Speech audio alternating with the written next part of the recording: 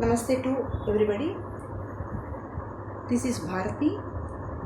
I welcome you all to my channel, The Powerful Woman at the Rate 9.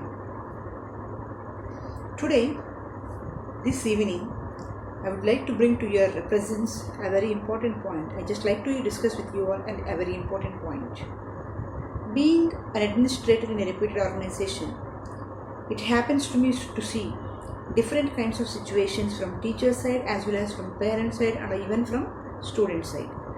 So today my point is how do you want to how can you become the best teacher, and do you think that you are the best teacher? If really you are the best teacher, have you ever analyzed yourself? Have you ever thought about your teaching methods, teaching skills? Have you ever thought that your students are 100% understanding what you are teaching? So these are the points which I want to discuss with you. So what actually happening is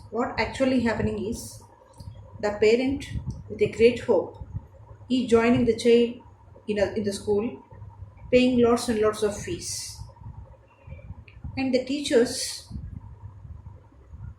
they have to take the care of the child as per their subject. Suppose if my subject is English, it is my responsibility to teach all the 40 students in the class, or 45 students, whatever the number it may be. I should take care of each and every child when I teach. It should not be my intention to focus only on the merit students and not to put all the below average students aside. But unfortunately, this is happening in many schools. I feel very sad. It hurts my sensitive point somewhere. And I request all the teachers to show equality to all the students. Here, one more point I want to tell you is, when you go and enter the classroom, you should have eye contact with the students. When you stand on the dais and start your teaching, your voice modulation is very important. When you teach something, it should not be very boring to the student. The whole sum of 40 minutes should be very alert, and he should be in the position of expecting something important, something very exciting from you when you teach in the classroom. If it is a beautiful scenery, a beautiful scene in the lesson, it should be pictured in a picturesque manner. You have to explain that. Okay, once the explanation is over, you should give a chance to the students to pose questions or queries or doubts. So once the doubts are clarified, then they feel very comfortable and happy. If you are not ready to clear the doubts of the students, and if you are not ready to explain them with utmost care, what actually happens is they go home and they inform the parents that the teacher is not teaching very well and the teacher is not paying at him. And immediately the parent, he thinks in different manner, he takes that in a serious way, and in order to improvise his language skills or subject skills, he is taking an option of sending the student to the tuitions. This is very bad thing. So the parent joins the child in corporate school or in a private school with a hope that they are quietly and entirely different in knowledge levels, in giving the knowledge levels to the students when compared to the government schools. But what is happening is, the same parent with the dissatisfaction is joining the students in some tuitions or arranging some home tuitions at home. Again, for home tuitions or some other tuitions, he is spending some other amount beyond his, which is a burden to him, which is beyond his capacity. So parents, so teachers, think all these points. Why should we burden the parent? Already we are burdening the parents. Already we are burdening the students also, and already you yourself are getting burdened. So once you think broadly and try to teach effectively, efficiently in the class the whole 40 minutes. There are some teachers, I should not say this actually, but it is mandate. It has become a compulsory point to me to explain and express this with you. There are some teachers, they teach just they read the lesson, that's it. They don't explain anything, they don't explain any grammar point, or they don't explain any main concept. Just they present the lesson as if they are reciting something to the students. And if a bright student raises a doubt and tries to clarify his doubt from the teacher, sometimes the teachers they use some unparliamentary language, or they scold the students, they scorn at them, and they make them shut. They make them keep quiet.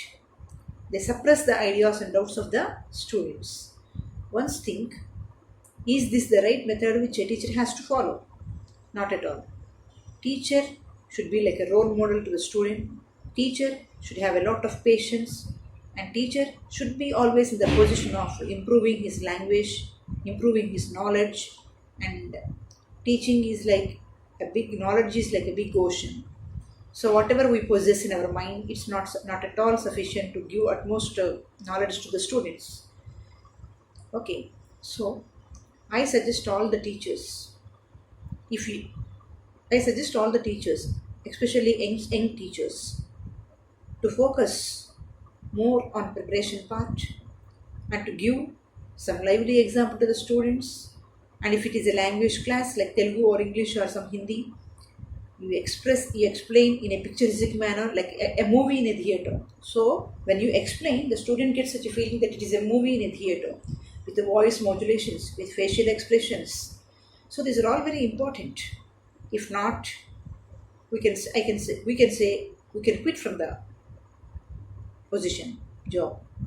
That's better for me, as per my opinion. It's my opinion. I don't know how people receive me. So sending the students to tuitions is really very bad thing. If you wholeheartedly explain everything to the student in the class 40 minutes, that's more than enough for the student.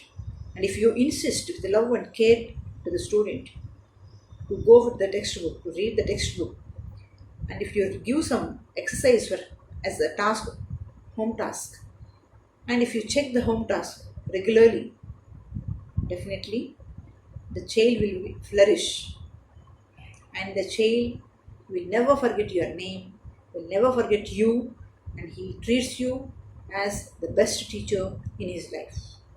So, dear teachers, my sincere suggestion to you all is please do not neglect any student in your classroom. Every student is a wonderful creation of God. Every student or every child is given very great intelligence. Please do not say he is very poor. There is no such poor student, there is no such a dull student. Everyone is bright by birth, but that should be found out. The intelligence should be brought out. It is the responsibility of the teacher to identify the intelligence of the child and to encourage the child. You should understand in what way if you encourage the child, he will get the success. That you should have a clear idea about this. So teachers, hope you understood my feeling, and you also hope you are I also hope you agree with my point, and see that I hope that you will change your style of teaching methods in the classrooms.